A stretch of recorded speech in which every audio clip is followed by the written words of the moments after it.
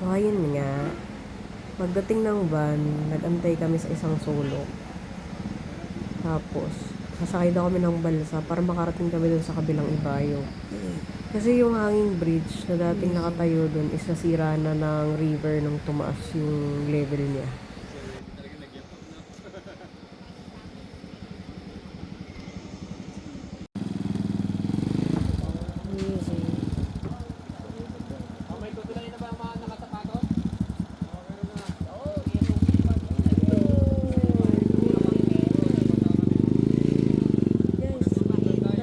Ano, sakay na tayo? Ano, grupo na tayo, tara.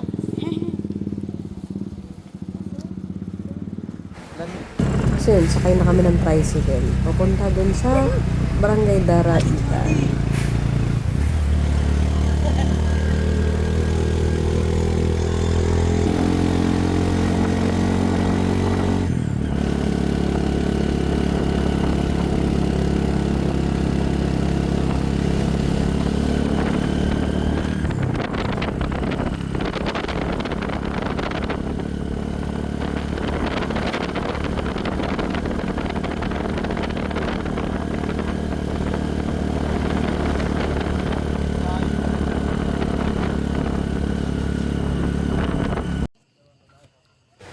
Umpisa pa lang, paakyat na agad yung kalsada. So, medyo patag pa to.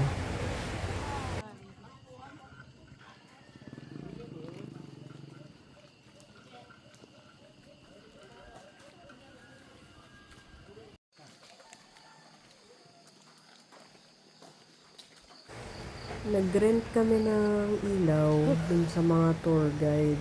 Kasi madilim pa kami nag-start. Parang mga bandang bago mag-5. Tapos medyo umaambon nun. Kaya basa yung lupa, maputik. Kaya mas challenging siya than usual. Nagubad na si sir.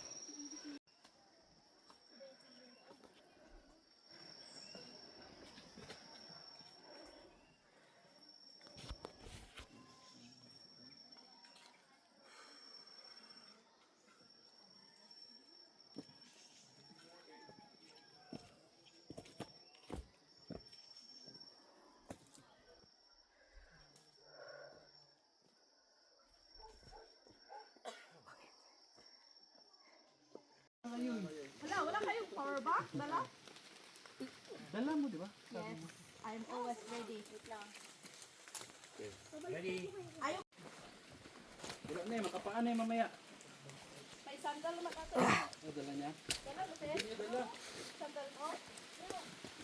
Meron na kong extra dyan. Woohoo! Kasi yung swelo, tanggal na naman swelos na. Ha, umuulan na ga. Always ready to eh. Oh.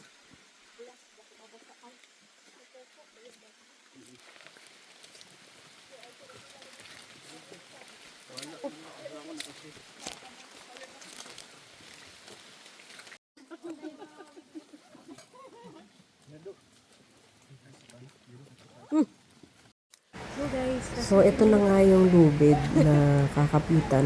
So, challenging at maputik at madulas kasi dito sa part na to na papunta na ng summit. Yung tuktok ng Mount Daraitan.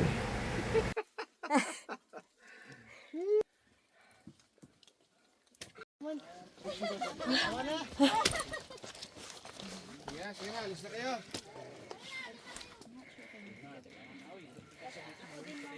Welcome! 11 kami sa group. Malalakas yung kasama ko sa group. Kasi yung ibang group, siguro mga isa hanggang 3.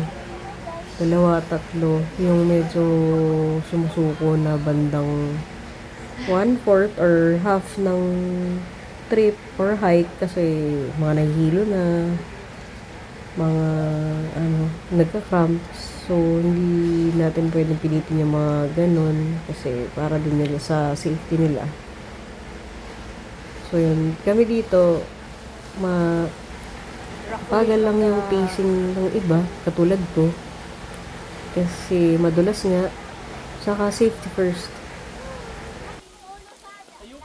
That's our team. O, diba? Nabubulol-bulol pa si ate. Ang ganda talaga ng mga rock formation dito. Kakaiba. Ang tatalas ng mga bato. So, ito naman na yung kanina, nang paakyat kami, kasi yung papunta ng summit. Ito naman yung pababa na kami. Mahirap kasi madulas ang pababa. At saka, kailangan malakas ang balanse mo. Laban! Pwede kang magpadao-daos-dos. At masakit sa puwet. At baka magkagasgas-gasgas. Sa group. Kaya kailangan talaga slowly but surely. Buti naman, lahat kami nakababa ng safe. At walang injured. So, yun. Kita naman na maputik. Ito yung Heart Peak. Buti Ganda na to, lang, panorama. time na maulan, Last and nakakita naman kami ng view sa Heart Peak. Tapos ito na yung mababa na talaga. Halos malapit na daw, pero parang ang layo pa pala. Parang mga 30 minutes pa to bago kami tuloy makababa. sa katotohanan. Ilang beses kami nagtanong, malapit na ba? Ito yung ramdam mo na talaga kasi may tubig na. So, malapit na kami sa river. Sugar. So, ano-ano muna.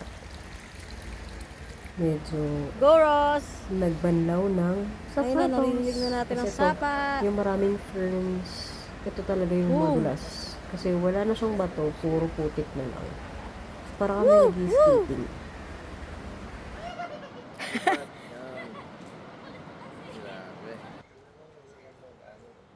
Kaya pa. Kaya pa today. Heto na nga, nakababa na kami. Awa naman ng Diyos. So, yun yung pinanggalingan namin. Galing kami ng Tanay at bumaba kami sa Quezon. Ito na nga yung Tinipak Quezon. So, makikita namin yung Tinipak River dito. Nakadugtong ng Wawa Dam ng Montalban. So, yun, kita na namin. Ang ganda. At talagang virgin forest. Virgin mountains. Wow. Paano maglakad? Yung parang mapapaisip ka na lang, bakit mo to ginawa? Dahil dito. Wow. Kaya mas rewarding talaga. Ano yung parang ka nag-ice bath dito sa may bukal. So yung bukal, yung tubig niya papunta sa river. Yun, yung mga fern. Sure. Ang linaw ng tubig. Pwede ka na din mag-banlaw-banlaw ng mga madumihan ng gamit. Ang ganda Saan dito. kami galing? Refreshing talaga makakita ng We're ganyan. there. Hanap. Sige.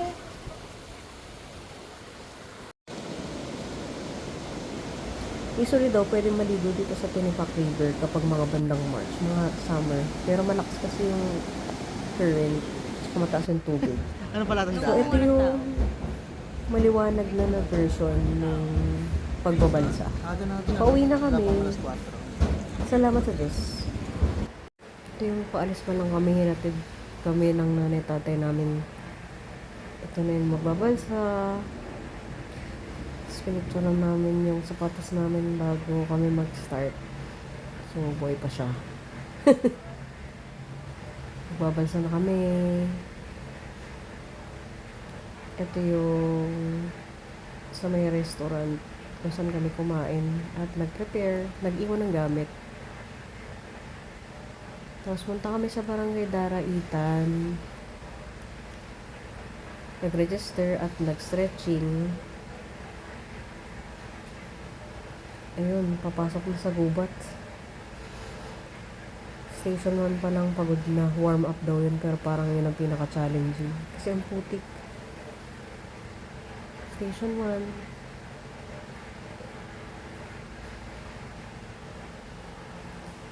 1. Una pa lang, may haplas na ng putik yung isang pisngi ng petan ko.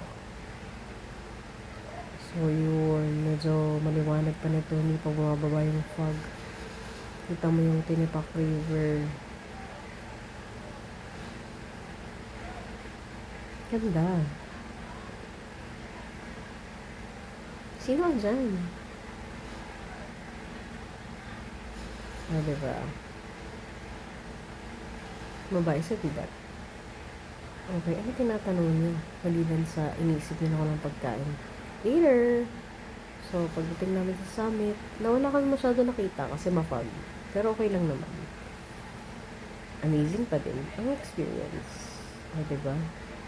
Sa likod ng mga fog na yan,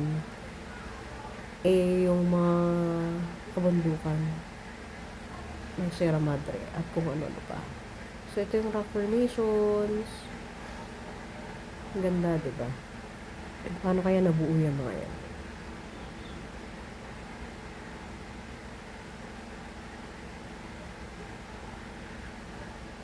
Mga beginners at si ate mo hindi beginner pero lagi pa rin nadudulas at lagi nagpapahuli. Kasi dapat slowly but surely. Safety first. So yun, medyo paalis na yung ulap.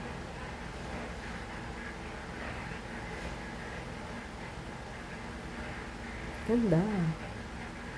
Ang view. Napapahiga ka na lang sa pagod. Pero okay lang. Sarap ng free oxygen na sobrang fresh. Ito yung pababa na. Punta sa Heart Peak.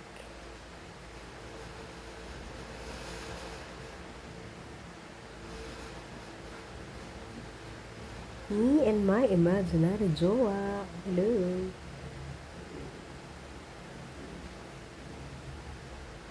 So, galing kami ng Tanay at bumaba kami sa Quezon.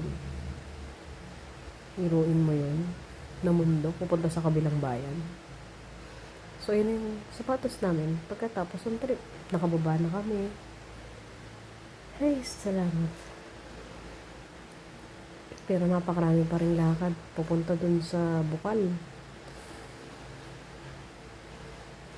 Yung mga makakasalubong kaming kabayo.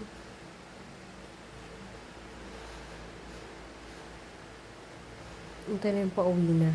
Pero ang halayo pa rin ng nakarintas. Ang layo pa rin bato-bato. Parang mapapaisip ka kailan matatapos.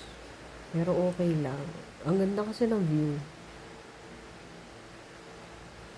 Diba? Ang lakas ng current ng river. Tinipak River. Salamat po. Yun lang naman.